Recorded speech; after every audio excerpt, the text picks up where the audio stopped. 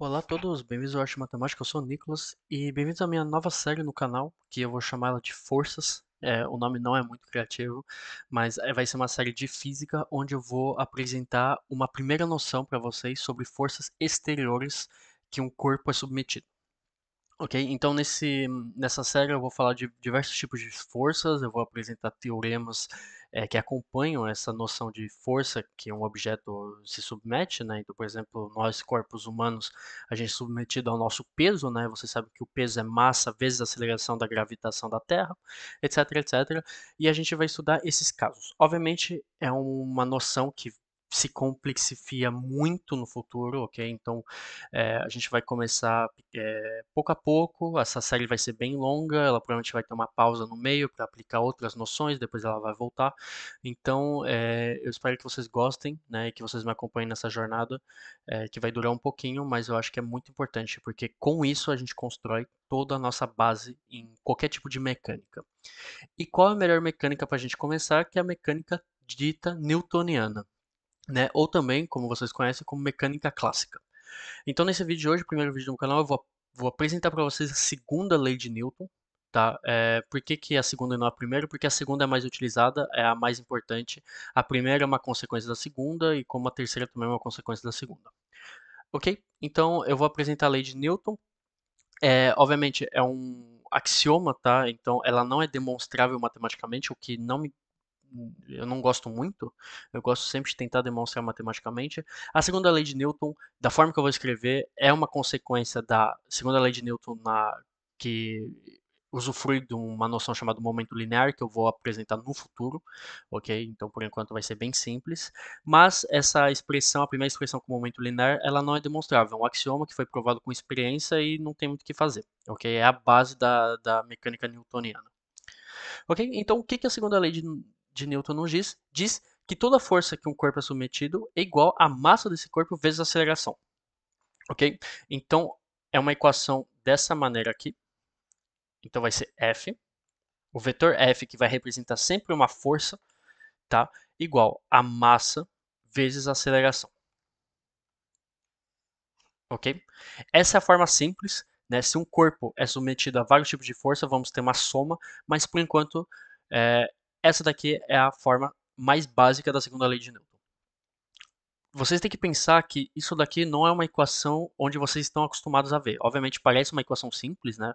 Então, tipo, eu quero achar A, eu isolo A, né? Eu passo o M para um lado. Só que vocês têm que pensar que é uma equação vetorial, ok? Eu botei essas flechas aqui e não é enfeite. É uma equação vetorial. Então, aqui, subentendido, se a gente está no nosso universo, então em três dimensões, no geral, aqui é um sistema de três equações. É uma equação que segue o eixo do x, é uma equação que segue o eixo dos y e é uma equação que segue o eixo do z. Né? Então, no final, isso daqui é a mesma coisa, né, equivalente a dizer que f de x, né, e agora não é mais um vetor, porque é o componente do vetor f, né, projetado em x, então f de x vai ser igual a massa não é em vetor, né, então isso daqui sempre vai ser massa, vezes a aceleração em componente x, f de y vai ser igual a massa vezes a aceleração em y, e f de z vai ser a massa vezes a aceleração em z. Ok? Então é muito importante, muito, muito, muito importante vocês saberem que força igual a massa vezes a aceleração, ela pode ser simples se vocês estão na mesma base. Se vocês estão em bases diferentes, vocês têm que deixar tudo na mesma base e projetar tudo. Ok? Então eu vou fazer um exemplo simples que vai se complexificar um pouquinho no final, mas vai ser um exemplo simples para vocês terem o primeiro ponto de vista, a primeira atividade com a segunda lei de Newton. Antes de começar, eu preciso apresentar qual é a unidade de uma força. Né? Então, como é que a gente expressa uma força em unidades SI? A unidade SI de uma força, ela se nota N maiúsculo. Essa força se chama Newton. Tá? Eu vou deixar vocês adivinharem por que ela se chama Newton. Essa força se chama Newton. Ela faz parte do sistema SI como uma composição, né, como uma formulação matemática de outras unidades de base do sistema SI. Isso quer dizer o quê? Você sabe que o sistema SI ele possui 7 unidades de base e ele foi construído para todas as outras unidades que são derivadas dessas 7 de base, a gente pode construir. ok? Então, o Newton, né, vocês pegam a fórmula F igual massa vezes aceleração, né? Então a gente sabe que isso daqui é em Newton. A massa, vocês sabem que é em quilograma, então é quilograma vezes, e uma aceleração vocês sabem que é em metro por segundo ao quadrado. Metros por segundo ao quadrado, ok? Então toda vez que vocês fizerem uma análise dimensional e vocês tiverem quilogramas vezes metros dividido por segundo ao quadrado, vocês podem dizer que isso é em Newton, ou seja, vocês estão manipulando uma força. Outros tipos de medida que são encontradas, né, mas aí é mais um detalhe para caso vocês trabalhem com, por exemplo, americanos ou ingleses, ou vocês, por exemplo, tudo que é aeronáutica, né, que é o setor onde eu estudo, a gente tem muitas unidades meio bizarras que não são da unidade SI por causa do sistema imperial, né, então eu vou apresentar. Temos uma primeira unidade que se chama Dyne, ok? Ela faz parte do sistema CGS. Então, o sistema CGS é o quê? É a mesma coisa que o sistema SI, só que em vez de serem metros, quilogramas e segundos, é centímetros, gramas e segundos, ok? Então, um dyne seria gramas vezes centímetros por segundo ao quadrado, ok? Isso daqui, caso vocês tenham isso, vocês podem falar que é um dyne, mas eu realmente recomendo passar em Newton, sempre trabalhar com Newton. No meu canal eu sempre vou falar de Newton, né? Ou temos a unidade imperial, que é o pound, né? O pound, que se escreve assim, e o símbolo dele falta um N, e o símbolo dele, se minha caneta voltar, é LB, né? Então em português é libras, né? É pound, né? Seria um slug vezes foot per second squared, né? Então, slug seria uma unidade de massa no sistema, né, no sistema inglês. Foot é a unidade de distância, tá? Então, em português é pés. Slug eu não lembro como é que é em português, mas foot é pés. Então, se vocês falam um pouquinho de aviação, as medidas de altura em aviação a gente sempre fala em pés. Por segundo ao quadrado, o segundo é aceito por todo mundo, ok? Então vamos fazer o nosso exemplo aqui, tá? Então, exemplo bem simples, eu vou adicionar outro tipo de força, tá? Então vou complexificar um pouco, depois eu vou adicionar uma força que não está necessariamente na nossa base, para vocês verem como é que a gente passa com a nossa base. Ok, então a gente supõe um disco, né, ou um retângulo, pouco importa, né, é só para dar um contexto, onde ele desliza livremente, ok? Então a gente não tem nenhum arrasto, a gente não tem nenhuma força, por exemplo, de aderência, não temos nada, né? Vocês pensam que ele está flutuando no vácuo e a gente consegue puxar ele sem ter nenhum esforço ao contrário, ok? Então esse é o caso, obviamente, matemático, né? Na vida real não é, infelizmente não funciona fácil assim, mas vai servir para o nosso exemplo de hoje. E eu vou puxar esse disco com uma força F1, tal que a norma né, a magnitude desse vetor é 4 newtons. Então a gente está puxando esse disco, né, seguindo o nosso eixo x de 4 newtons de força. E eu quero saber o quanto esse disco está acelerando, né? Se eu pegar esse disco e puxar ele com uma força de 4 newtons, qual é a aceleração desse disco? E assim a gente vai aplicar a fórmula, né, F igual massa do disco vezes aceleração em vetor. Aqui a gente está trabalhando só com o eixo, então vai cair uma equação só, né? A gente vai cair com a nossa equação em x. Então vamos ter F1, né? Porque a única força que está seguindo x é o nosso F1, ele está seguindo positivamente, então fica F1 igual massa vezes o componente da aceleração em x. Eu quero achar, agora a gente tem uma equação normal, eu quero achar ax, então eu isolo ax, ok?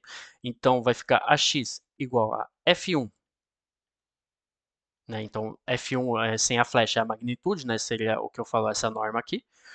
F1 sobre m, eu esqueci de falar a massa do disco, tá? A massa do disco vai ser 0,2 kg, né? Sem a massa vai ficar meio complicado. E aí temos a nossa aceleração. Ok? Então temos a nossa força de 4 newtons, a nossa massa que é 0,2 kg. Se vocês fizerem um cálculo, isso daqui vai ficar 20 metros por segundo ao quadrado. Ok? Então, se aplicamos uma força de 4 newtons, temos uma aceleração de 20 metros por segundo ao quadrado. Agora, para mais um exemplo sem a gente ter que precisar de projeções, né? Suponhamos que você está puxando esse disco com a mesma força, tá? Então você não não ficou mais frango e você puxa ainda com a mesma força. Só que agora tem um amigo seu, um pouquinho mais frango, ou seja, um pouquinho mais fraco, que puxa ao lado contrário. Então ele está puxando com uma força de 2 newtons e você está puxando com o dobro de força, 4 newtons, né? Fisicamente a gente consegue entender que você vai ganhar. Só que eu quero saber quanto que a aceleração vai mudar. Então, obviamente, intuitivamente a gente entende que a aceleração vai diminuir. Eu quero saber de quanto, se ela vai diminuir realmente de metade ou não por algum motivo X. Então a gente aplica mais uma vez a nossa segunda lei de Newton, ok? Só que agora a gente ainda continua com um eixo, então a gente vai continuar com uma equação somente. Só que temos dois componentes, temos F1 e F2. F1 ele não muda, né? Ele segue positivamente o x, então vamos ter F1. Só que F2 ele segue negativamente. E quando vocês fazem a projeção, isso vai ficar menos F2, né? Porque o vetor ele sempre dá uma direção da nossa força. Então vai ficar menos F2 igual a massa vezes a aceleração em x. A massa não mudou, né? Então isso vai ficar que a x vai ficar F1 menos F2 dividido pela massa. Ok? Então realmente a massa, essa força, né, dividiu a massa, não a massa, perdão, a aceleração por 2, então isso daqui fica 10 metros por segundo ao quadrado. Então, intuitivamente, a gente conseguia entender que a aceleração diminui pela metade se vocês têm um esforço pela metade do lado ao contrário. Matematicamente, isso confirma a nossa intuição. Ok? Ok, agora para o último caso desse vídeo, né, que é apenas uma introdução, obviamente existem sistemas bem mais complexos, a gente aplica outro tipo de força, então agora acabou a disputa, né, acabou a disputa, agora temos outro cara que está puxando, só que agora ele está em outro ângulo, né, ele está em outra base. Então temos F2 que está 2 newtons de força, né, seguindo x negativamente, e temos F3 que segue, vamos dizer, no geral positivamente, só que em outra base. Ele segue outro vetor, né, que está a uma diferença de 30 graus, então uma diferença de θ do nosso eixo x. Ok? Então vamos aplicar novamente F igual massa vezes aceleração. Só que agora a gente tem que tomar cuidado, porque a gente quer fazer tudo em x. F2 está em x, então não tem problema. F3 não. F3 possui um componente em x, como ele possui um componente em outro eixo que é y, a gente se interessa simplesmente com o nosso eixo x, então a gente só vai considerar o componente em x. Para isso a gente tem que fazer a projeção, ver meu vídeo de produto escalar. Então a gente quer achar F3 de x. F3 de x vai ser igual ao quê? Vai ser F3. X é um vetor unitário, então vai ficar norma, então vai ficar vezes 1. Cosseno de θ. Ok? Se vocês projetarem, vocês têm cosseno de θ, né? Tá aqui simples. Se vocês tiverem um outro ângulo, vocês ficam cosseno de θ menos π sobre 2 ou mais π sobre 2. Aí depende do sentido. Ok? Então, realmente isso daqui é positivo. Né? Estamos do bom lado. É positivo. Então, agora que a gente tem um componente de F3 em x, podemos fazer a nossa equação em x. Né? Então, seguindo x, temos a nossa força. Então, vai ficar F3x menos F2. Ok? Então, isso daqui é positivo menos F2 igual a massa vezes a aceleração em x. Ok? A gente substitui, então temos F3 cosseno de θ menos F2 igual a massa vezes a aceleração em x. Agora a gente isola a nossa aceleração, então vai ficar a aceleração de x vai ficar F3 cosseno de θ menos F2 dividido por m, a massa continua a mesma, e vocês aplicam um cálculo, porque vocês têm F3, vocês têm F2, vocês têm θ, né? Então vocês fazem o cosseno de 30 graus. Ok? Então fica cosseno de π sobre 6. E então vocês acham AX igual a menos 5,7 metros por segundo ao quadrado. Ok? Ou seja, a aceleração, nesse caso, F2 vai ganhar. Só que vocês veem que agora não é exatamente a metade. Né? Então, obviamente, 1 é metade de 2. Só que a aceleração não é 5, é 5,7, porque ele perde um pouquinho por causa desse ângulo, né? Esse cosseno de 30 graus faz ele perder um pouquinho de força. Ok? Então esse foi o vídeo de hoje, primeiro vídeo dessa série, eu espero que vocês gostem, tá? Minha ideia realmente é aplicar exemplos, né? Porque demonstrações matemáticas e mecânica não são muito simples por enquanto, então começar a entender os utensílios e depois a gente talvez passe a demonstrar alguns resultados. Ok? Muito obrigado por ter assistido.